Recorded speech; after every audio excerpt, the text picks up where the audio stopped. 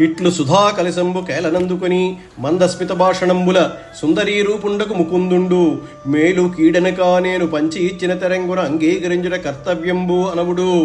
అగుంగాకాయని సురాసుర దైత్యదానవ సమూహంబు ఉపవసించి కృతస్నానులై హోమంబులాచరించి విప్రులకు గోభూ హిరణ్యాది దానంబులు చేసి తదాసి ప్రవచనంబును గైకుని ధవళ పరిధానులై గంధమూల్య ధూప దీపాలంకృతంబగు కనకరత్నాశాలా మధ్యంబున ప్రాగగ్రకుశపీఠంబులన్ పూర్వదిశాభిముఖులై పంక్తులు గనియున్న సమయంబున ఇట్లు పలికి అమృత కలశాన్ని చేతిలో అందుకుని చిరునవ్వుతో కూడిన మాటలతో మోహిని రూపంలో ఉన్న ముకుందుడు, నేను పంచి ఇచ్చిన విధంగా అంగీకరించడం మీ కర్తవ్యం, ఇది ఒప్పు ఇది తప్పు అనరాదు.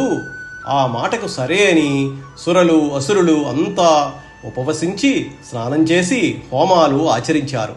బ్రాహ్మణులకు గోవులు భూమి బంగారము మొదలైన దానములిచ్చి వారి ఆశీర్వాదాలు తీసుకున్నారు. తెల్లని వస్త్రాలు ధరించి గంధము పువ్వులు ధూపములు దీపములు ఇత్యాది వాటిచే అలంకరింపబడిన బంగారు మండపంలో చేరారు. తూర్పుగా కొసలు ఉండేటట్లు పరిచిన దర్భాసనాలపై తూర్పు ముఖంగా పంక్తులలో కూర్చున్నారు. శ్రోణీభర కుచయుగభర వేణీభరములనుడస్సి వివిధాభరణ క్వాణయీ వివిధ వచ్చెను పాణి సరోజమున అమృత భాండము కొంచున్. ఆ సమయంలో మోహిని పద్మం వంటి హస్తంతో అమృత కలశాన్ని పట్టుకొని అరుదించింది.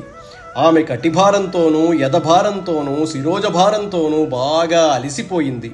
ఆమె ధరించిన నానా విధాలైన నగలు అడుగు అడుగునా ధ్వనిస్తున్నాయి. భాసుర కుండల భాసిత నాసాముఖ కర్ణగండ నయనాంచలయై శ్రీసతియగు సతిన్గని దేవాసురయూధంబు మోహమందే నరేంద్ర. ఓ రాజా, ప్రకాశిస్తున్న ఆమె కుండలాల కాంతులు ఆమె ముక్కు ముఖము చెవులు నయనములు చెక్కిళ్ళు ముఖమంతా వ్యాపించింది. లక్ష్మీదేవికి సాటి అయిన ఆ సతిని చూసిన వారంతా మోహంలో మునిగిపోయారు. అప్పుడు అసురులకు అమృతము ఓయుట వసగదు పాములకు పాలు ఓసిన మాట్కిన్ దొసగగునంచును వేరొక దశ కూర్చుండగబెట్టే దేవాహితులన్. అప్పుడు అసురులకు అమృతాన్ని పోయడం అంటే పాములకు పాలు పోసినట్లే అవుతుందనుకుని మోహిని వాళ్ళని వేరే వరుసలో కూర్చున్నబెట్టింది.